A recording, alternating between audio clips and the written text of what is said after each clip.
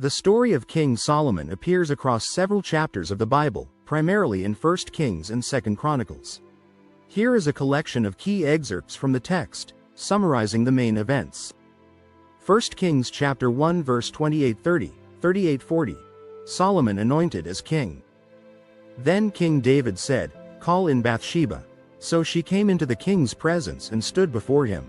The king then took an oath, "As surely as the Lord lives, who has delivered me out of every trouble, I will surely carry out today what I swore to you by the Lord, the God of Israel. Solomon your son shall be king after me, and he will sit on my throne in my place."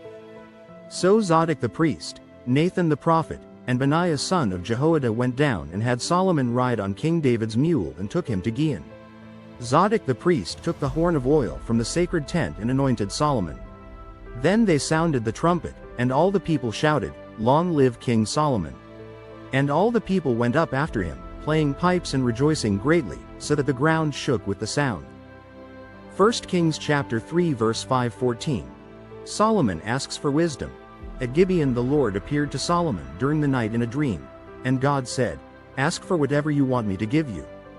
Solomon answered, "You have shown great kindness to your servant, my father David, because he was faithful to you and righteous and upright in heart. You have continued this great kindness to him and have given him a son to sit on his throne this very day. Now, Lord my God, you have made your servant king in place of my father David. But I am only a little child and do not know how to carry out my duties. Your servant is here among the people you have chosen, a great people, too numerous to count or number. So give your servant a discerning heart to govern your people and to distinguish between right and wrong. For who is able to govern this great people of yours?" The Lord was pleased that Solomon had asked for this. So God said to him, "Since you have asked for this and not for long life or wealth for yourself, nor have asked for the death of your enemies but for discernment in administering justice, I will do what you have asked. I will give you a wise and discerning heart, so that there will never have been anyone like you, nor will there ever be. Moreover, I will give you what you have not asked for, both wealth and honor, so that in your lifetime you will have no equal among kings.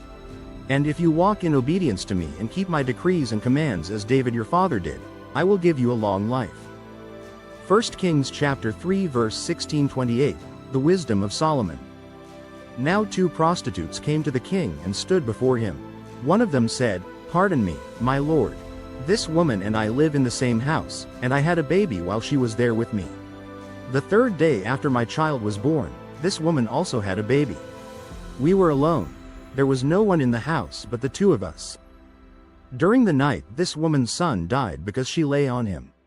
So she got up in the middle of the night and took my son from my side while I your servant was asleep. She put him by her breast and put her dead son by my breast. The next morning, I got up to nurse my son, and he was dead. But when I looked at him closely in the morning light, I saw that it wasn't the son I had born." The other woman said, "No. The living one is my son, the dead one is yours." But the first one insisted, "No. The dead one is yours, the living one is mine." And so they argued before the king. The king said, "This one says, 'My son is alive and your son is dead,' while that one says, 'No. Your son is dead and mine is alive.'" Then the king said, "Bring me a sword." So they brought a sword for the king. He then gave an order, "Cut the living child in 2 and give half to one and half to the other." The woman whose son was alive was deeply moved out of love for her son and said to the king, "Please, my lord, give her the living baby. Don't kill him." But the other said, "Neither I nor you shall have him. Cut him in 2. Then the king gave his ruling, "Give the living baby to the first woman. Do not kill him. She is his mother."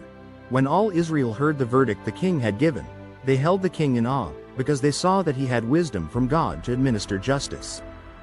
1 Kings chapter 6 verse 11-14. Solomon builds the temple. The word of the Lord came to Solomon. "As for this temple you are building, if you follow my decrees, observe my laws and keep all my commands and obey them, I will fulfill through you the promise I gave to David your father. And I will live among the Israelites and will not abandon my people Israel." So Solomon built the temple and completed it. 1 Kings chapter 10 verse 1-10. The Queen of Sheba visits Solomon. When the Queen of Sheba heard about the fame of Solomon and his relationship to the Lord, she came to test Solomon with hard questions.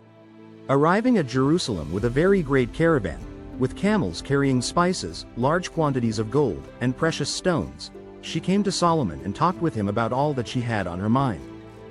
Solomon answered all her questions. Nothing was too hard for the king to explain to her. When the Queen of Sheba saw all the wisdom of Solomon in the palace he had built, the food on his table, the seating of his officials, the attending servants in their robes, his cupbearers, and the burnt offerings he made at the temple of the Lord, she was overwhelmed. She said to the king, "The report I heard in my own country about your achievements and your wisdom is true. But I did not believe these things until I came and saw with my own eyes. Indeed, not even half was told me. In wisdom and wealth you have far exceeded the report I heard. How happy your people must be! How happy your officials, who continually stand before you and hear your wisdom. Praise be to the Lord your God, who has delighted in you and placed you on the throne of Israel. Because of the Lord's eternal love for Israel, he has made you king to maintain justice and righteousness." And she gave the king 120 talents of gold, large quantities of spices, and precious stones. Never again were so many spices brought in as those the Queen of Sheba gave to King Solomon. 1 Kings chapter 11 verse 113, Solomon's downfall. King Solomon, however, loved many foreign women besides Pharaoh's daughter, Moabites, Ammonites, Edomites, Sidonians, and Hittites. They were from nations about which the Lord had told the Israelites, "You must not intermarry with them, because they will surely turn your hearts after their gods." Nevertheless, Solomon held fast to them in love. He had 700 wives of royal birth and 300 concubines, and his wives led him astray. As Solomon grew old, his wives turned his heart after other gods, and his heart was not fully devoted to the Lord his God, as the heart of David his father had been. He followed Ashtoreth the goddess of the Sidonians, and Molech the detestable god of the Ammonites. So Solomon did evil in the eyes of the Lord. He did not follow the Lord completely, as David his father had done. On a hill east of Jerusalem, Solomon built a high place for Chemosh, the detestable god of Moab, and for Molech, the detestable god of the Ammonites. He did the same for all his foreign wives, who burned incense and offered sacrifices to their gods. The Lord became angry with Solomon because his heart had turned away from the Lord, the God of Israel, who had appeared to him twice. Although he had forbidden Solomon to follow other gods, Solomon did not keep the Lord's command. So the Lord said to Solomon, "Since this is your attitude and you have not kept my covenant and my decrees, which I commanded you, I will most certainly tear the kingdom away from you and give it to one of your subordinates. Nevertheless, for the sake of David your father, I will not do it during your lifetime. I will tear it out of the hand of your son. Yet I will not tear the whole kingdom from him, but will give him one tribe for the sake of David my servant and for the sake of Jerusalem, which I have chosen." These passages outline the major events in Solomon's life: his anointing, his famous prayer for wisdom, his judgments, the building of the temple, the visit from the Queen of Sheba, and his eventual downfall due to idolatry.